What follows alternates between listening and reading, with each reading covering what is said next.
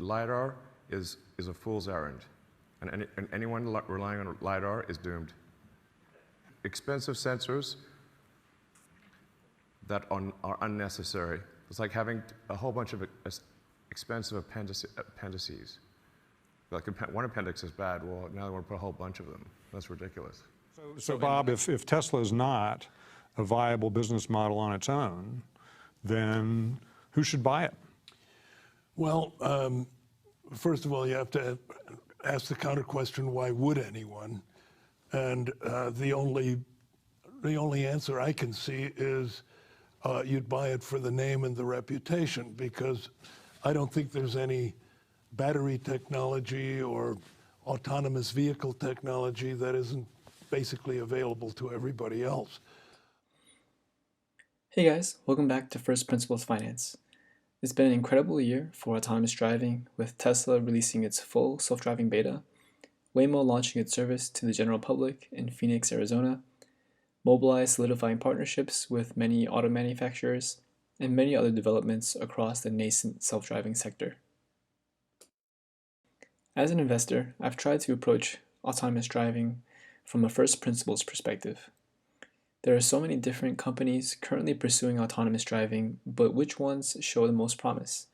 Why do they differ in choice of sensors, and which one is ultimately the most effective? In this video, we'll go over the fundamentals of autonomous driving, the differences between the top competitors in this space, and finally, who I think will be the winners of autonomous driving over the next decade. First, let's lay out the various levels of autonomous driving. Per the Society of Automotive Engineers, there are 6 levels from levels 0 through 5. At level 0, there is absolutely no automation, and at level 5, there is complete automation, with humans serving purely as passengers and nothing more. In the current state of autonomous driving, several companies have achieved some levels of level 2 autonomy, wherein the vehicle can handle both steering and braking or acceleration. Some might argue we are further along than that, but clearly defining levels becomes a bit tricky. While there are quite a number of different companies doing amazing things in machine learning and autonomous driving, the top contenders I wanted to highlight are Tesla, Waymo, Mobileye, and comma.ai.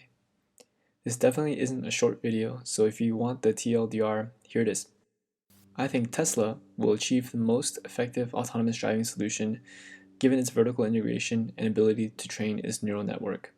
At the same time, I believe Mobileye will also command significant market share, while Waymo and comma will be specialized solutions that are more relevant for specific markets. All that being said, again, I'm putting my money on Tesla becoming the first level 5 autonomous vehicle.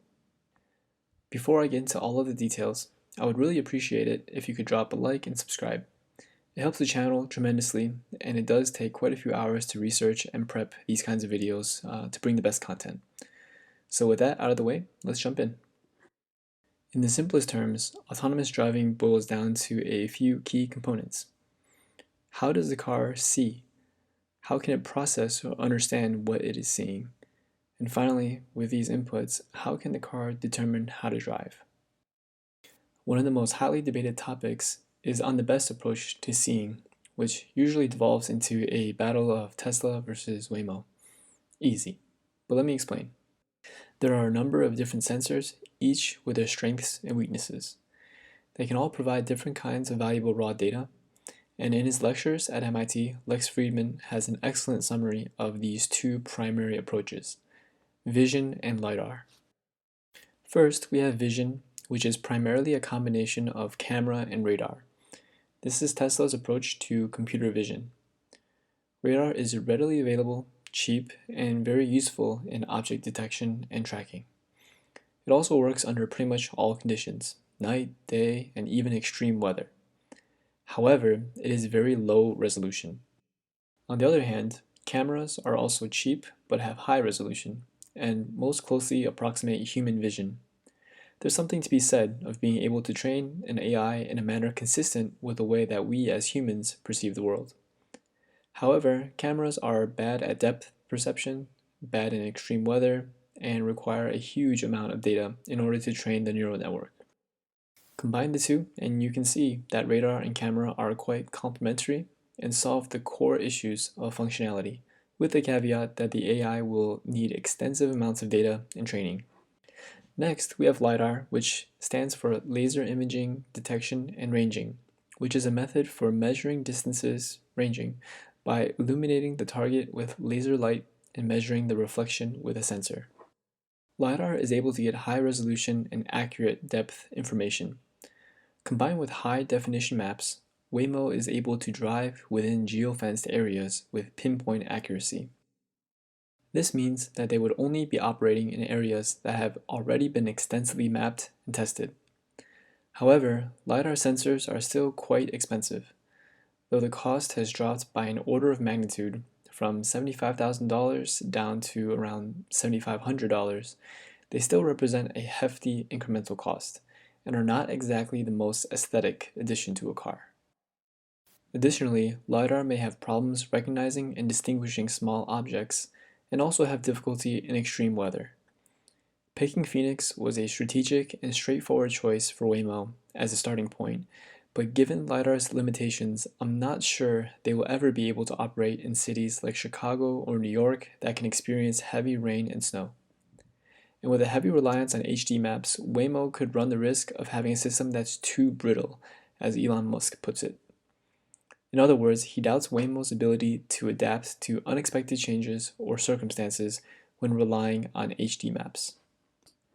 Finally, with the increasing number of electric vehicles on the road, it's a bit worrisome that LiDAR consumes a lot of power. I mean, it makes sense. With LiDAR, you're constantly shooting lasers. The world is transitioning to electric vehicles, and while battery technology is constantly improving, no one needs to add yet another reason for range anxiety by using up a lot of power from LiDAR. For what it's worth, Comma and Mobileye have both also determined that cameras are the way forward, and their systems rely on cameras for vision. In fact, Tesla originally used Mobileye for its first driver assist system and served as the inspiration behind a camera-first approach to vision. However, Mobileye has since mentioned that they plan to use the full suite of sensors, including radar, LiDAR, and HD maps, to provide redundancies and increase safety. It remains to be seen how much more effective a well-trained AI would perform by having all of these redundancies versus Tesla's approach to focusing primarily on just radar and cameras. Next up, let's take a look at the different approaches to understanding the raw data. All of these companies use some form of annotation to help label the data and make sense of it. In this clip, you can see footage from Tesla's full self-driving beta, where the system is able to identify lanes, traffic lights, pedestrians, etc. These annotations are fundamental to training the neural net. One of the biggest changes to Tesla's full self-driving software is enabling annotation in 4D, which is to say 3D plus the element of time. They also filed a patent for this new methodology, which should also make annotating and labeling much more efficient. Elon describes this rewrite as a quantum leap, and while reviews have been mixed, the vast majority of beta testers have been amazed by the progress so far. If recent comments are true, each subsequent update since the initial release of the beta has made the software perform meaningfully better. It is this rapid progress that has so many people excited and hopeful for true Level 5 autonomy. To my knowledge, all other major competitors are still using two-dimensional information to render 3D models. However, George Hotz, founder of Comma, spoke on Lex Fridman's podcast and highlighted that he was also planning to make the transition from 2D to 3D, and it wouldn't surprise me if others followed suit, given the apparent efficiencies and increased accuracy that Tesla has been experiencing with its rewrite. Given the breakthroughs from the FSD rewrite, I think Tesla currently holds the edge in annotation and labeling. Finally, we have to evaluate the differences in how these companies train their machine learning models. Tesla uses deep learning to train its neural network. This involves a process of constantly evaluating data, identifying edge cases, and retraining the network. By doing so, the neural network can know how to respond to the huge breadth of edge cases, thereby helping to solve for the long tail of unexpected circumstances in driving. Some examples that have been mentioned are a stop sign being placed in the back windshield of a car driving on the highway, or a person dressed as a cone. For Tesla, they have a key advantage in that they are fully vertically integrated. With hundreds of thousands of cars on the road, cumulatively driving millions of miles, Tesla is able to solve for the biggest problem with a vision-based approach: data.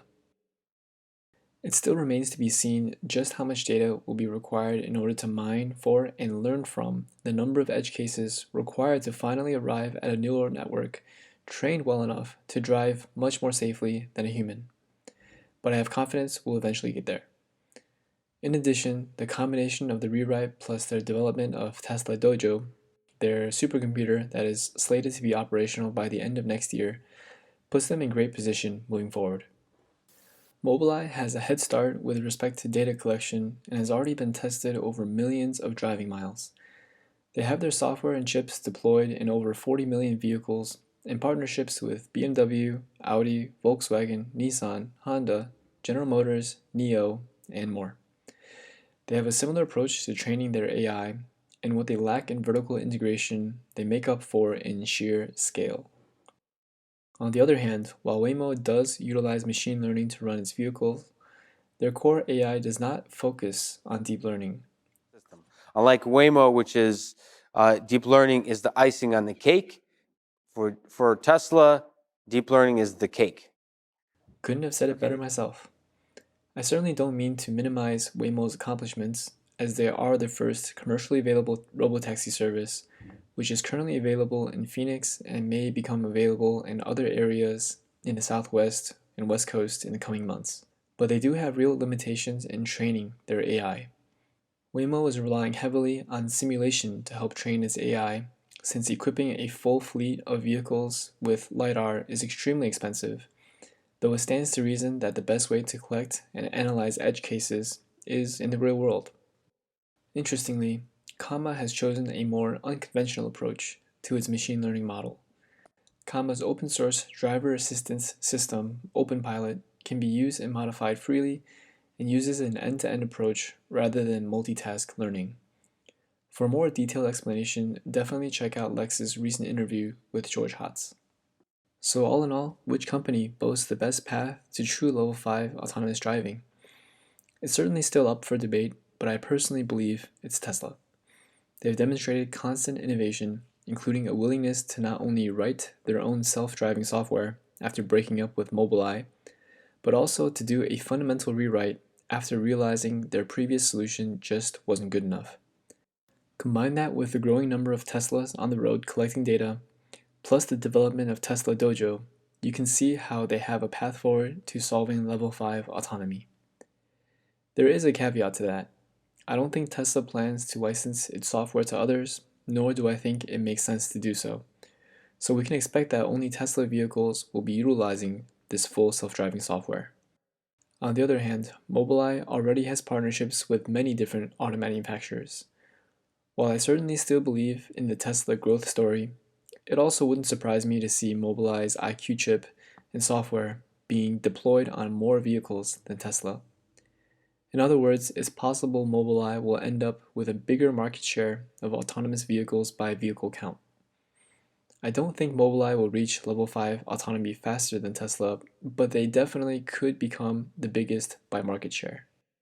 Furthermore, as I mentioned earlier, Waymo is already deployed in Phoenix and has a path to expansion in other cities. In the end, there is room for multiple players in the autonomous driving space, and the more competition there is, the better. What do you guys think?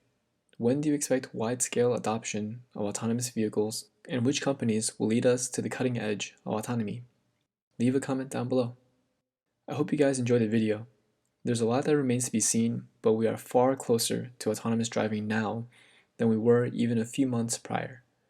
Stay tuned for part 2, where I'll explain which companies I think could be the best to invest in for autonomous driving. Thanks, and I'll see you guys on the next one. Peace.